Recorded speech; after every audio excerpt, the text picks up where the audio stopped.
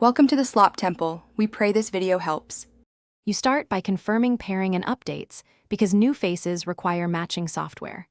Open the Watch app and go straight to Face Gallery. This is where you'll browse and add faces. Tap a face to preview complications and color options. Once done, choose Add to transfer it to your watch.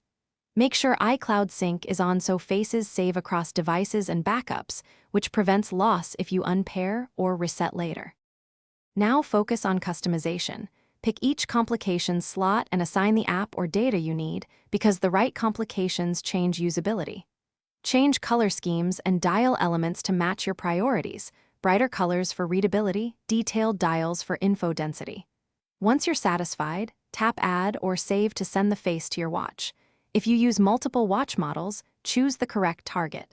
After adding, check the watch to finish by organizing and testing faces on the watch. Long press the current face and swipe to select or set one as default so it appears when you raise your wrist. To share a favorite, open the Watch app Face Gallery, tap the face, and use the Share option to send a link. If a face won't install, restart both Watch and iPhone, confirm both are updated, and reattempt. This resolves most sync errors. If problems persist, toggle Bluetooth and iCloud and try again.